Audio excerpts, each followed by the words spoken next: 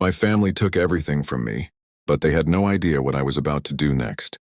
My name is Liam, and I'm a graphic designer in Los Angeles. I'm 18 years old, and this is a story about how my family disowned me and how I fought my way back. They say home is where your heart is. But what happens when your home rips your heart out and hands it to someone else?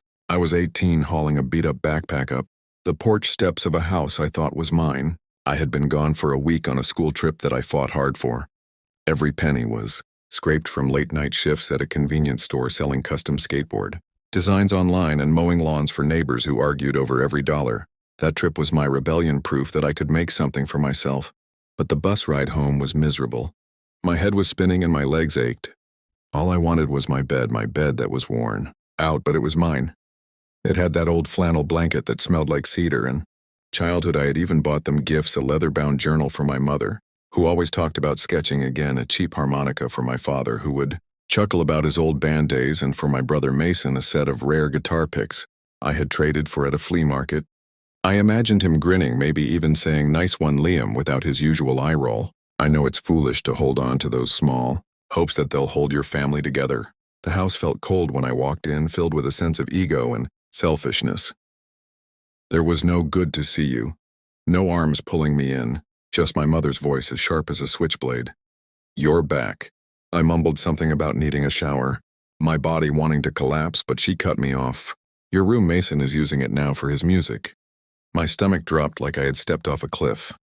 I dragged myself upstairs, each step hitting my chest, and saw it.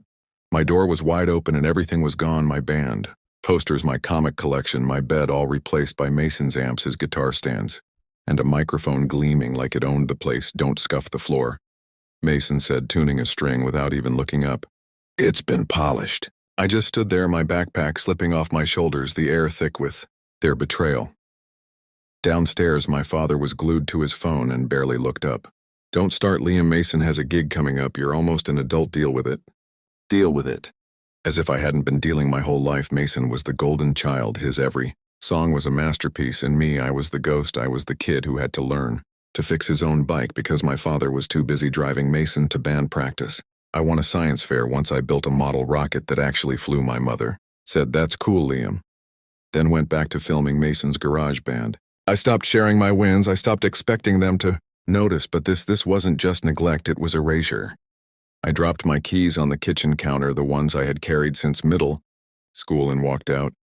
My mother shouted, "Don't be a drama queen," but it wasn't a show, it was a door slamming shut in my soul. I stayed at my friend Marcus's place. For a while, his dad's uncomfortable glances stinging worse than my family's. Silence, there were no calls, no texts, not even a "Are you alive?" I was just a shadow in someone else's house. Then I went to see Pops, my grandfather, the only person who ever saw me. His retirement home smelled like old books and stubborn hope. His room was a shrine of old vinyls and unwavering dreams. I told him everything. About my room, the silence, the guitar picks I would never give to Mason. Pops didn't even flinch. He just said, "You're out of their shadow, that's power." Then he slid an envelope across the table, heavy with purpose. "It's not cash," he said, "but a spark for something real." Inside were bank papers, legal forms, and a handwritten note in his shaky handwriting. "I can't give you a house, but I can give you a fight."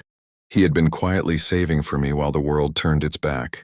I rented a tiny apartment, slept on a sleeping bag from a thrift store, and felt freer than ever. Pops and I shared greasy burgers, traded stories about his time as a boxer, and laughed at old westerns on his small TV. For the first time, I felt grounded until the knock came. 3 hard thuds like a judge's gavel. My mother and father stood there, her lipstick too sharp and his fists too clenched. "We know what you did," my father growled, waving a legal notice. "You and Pop stole his savings." My laugh cracked like glass. "He gave it to me, he planned it." My mother's eyes narrowed. "We're suing you, Liam, elder fraud." My world shook. They weren't just taking my space, they were trying to bury my future. Their lawsuit was a house of cards. Pops went to his doctor's office, aced every mental exam, and told the judge, "I've been outsmarting fools like them since before they were born." Their case fell apart. It was sloppy and desperate, a last grab for control. I won, but it felt empty. I had lost them long before they lost me. Pops's envelope gave me a start with $4,000. Enough for a lease, a used mattress, and a shot at a solid future. I'm still building, still learning what home means when it's not walls but a fire you keep burning inside.